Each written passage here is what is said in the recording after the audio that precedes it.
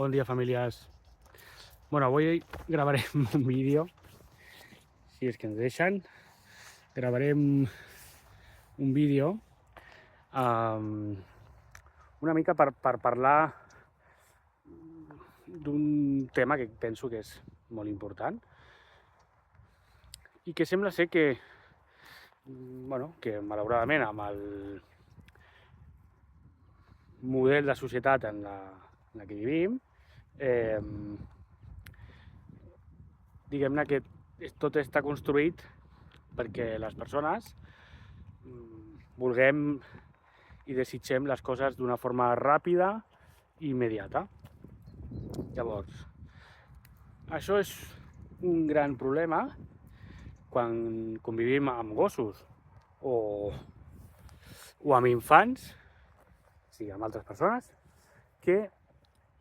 necessiten, diguem-ne, justament el contrari, és a dir, necessiten que tot vagi més lent, que se'ls pugui respectar els seus ritmes i els seus processos i que siguem conscients, les persones adultes, que bàsicament que no hi ha dreceres, no hi ha camins que ens facin escurçar el temps, la dedicació i l'esforç que necessita, en aquest cas, un gos amb problemes de comportament, ja siguin de por, d'etapes que ha de poder treballar i elaborar, de socialització, etc. Qualsevol problema o dificultat de comportament dels gossos necessita una sèrie d'ingredients per tal que el gos pugui, diguem-ne, per un cantó, iniciar el seu procés, per un altre cantó, desenvolupar-se durant aquest procés i arribar a un punt, diguem-ne, òptim, que li pugui, diguem-ne, aportar un benestar psicològic i, per suposat, físic. Per tant, en aquesta immediatesa hi ha molta gent que conviu amb gossos, ja siguin comprats, adoptats o el que sigui, però que volen això, la recepta màgica, la vareta màgica, el toc màgic que tant s'ha vist per la tele i que malauradament tan mal ha fet, i que es pensen que amb això poden solucionar els problemes de comportament. Doncs, per sort, no funciona així la cosa, i els gossos necessiten un temps. Cada gos és un món i, per tant, necessita una manera de fer, per tant, diferent a un altre individu, que pot semblar-se a moltes coses, però hi ha coses que seran diferents sí o sí, i que, per tant, s'han d'adaptar a la individualitat i les necessitats d'aquell individu en concret. Val? A part d'això,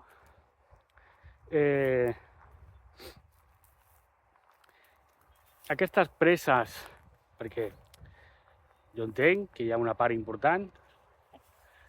que hi ha una part important que,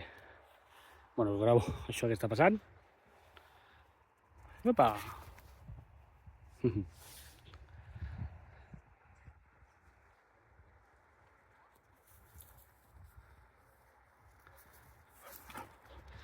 Mira, mai millor dit.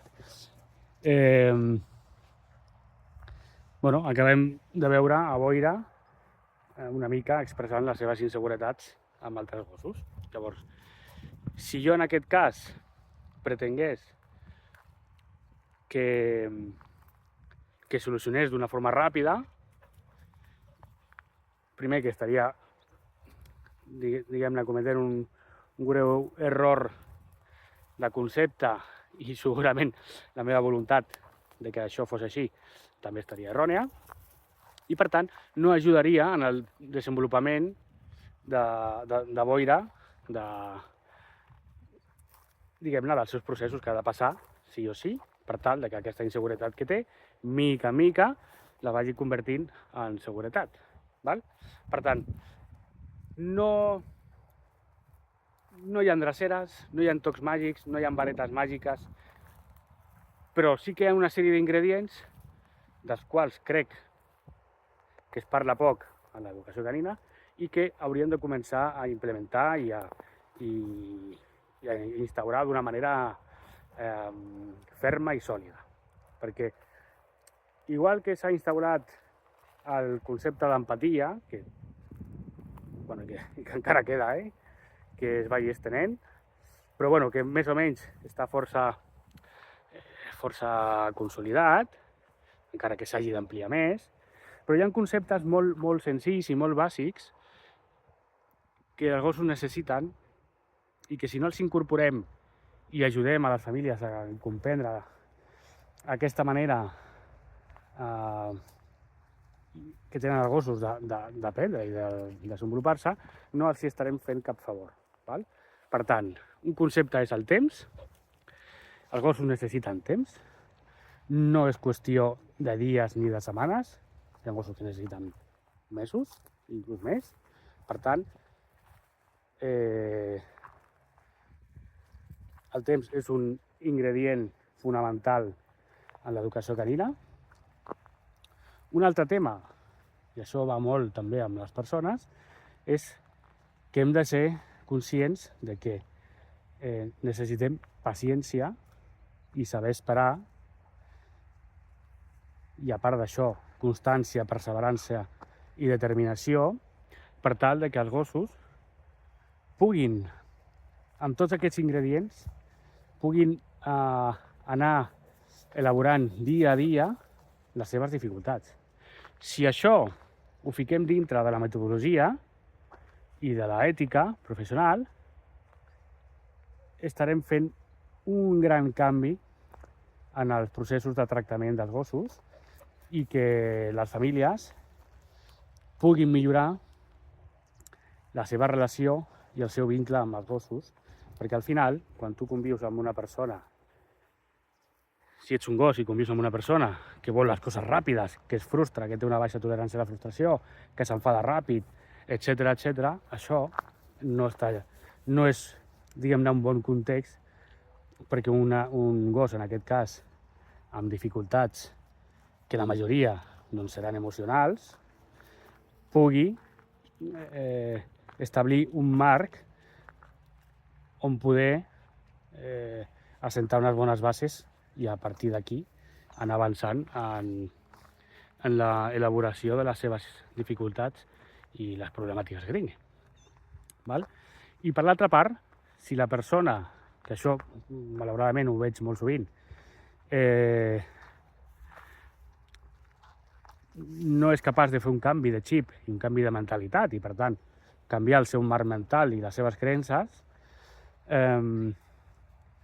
i es dona l'oportunitat a si mateixa i al gos, i per tant també a la família, de poder avançar d'una forma més lenta però més sòlida i més estable, el seu gos no podrà avançar de la manera que ha d'avançar i de la manera que necessita, perquè els gossos tenen uns ritmes d'aprenentatges més lents que nosaltres i necessiten que el seu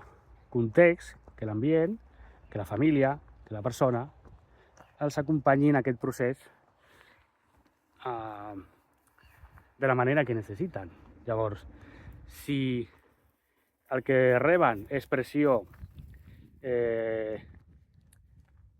aquesta angústia de la persona perquè no és capaç de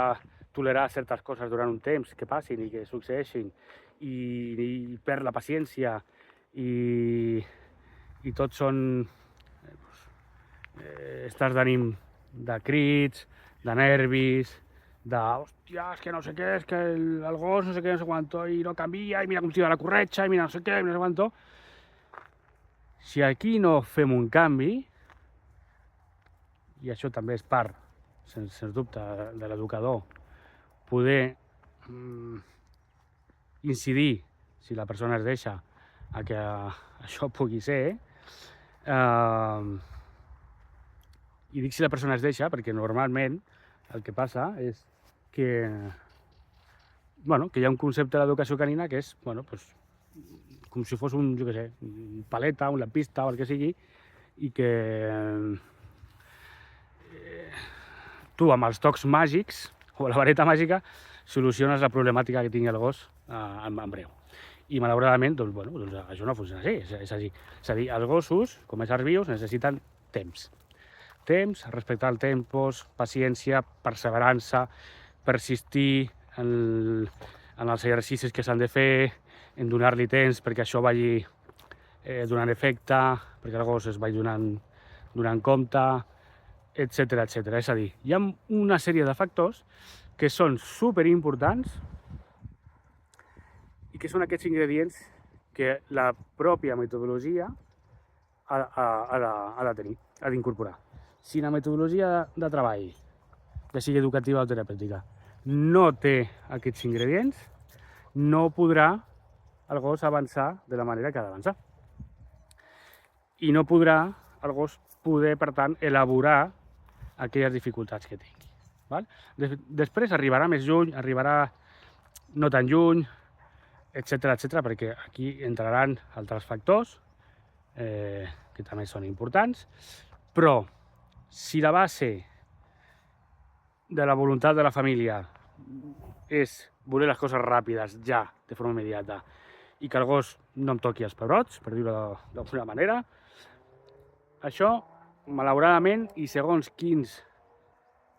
problemàtiques tingui el gos de comportament, anirà a la contra. Anirà a la contra i és probable que, depèn de l'edat que tingui el gos, etcètera, etcètera, surtin per altres cantons. I es vegi canalitzat d'una altra manera per part del gos. Per tant,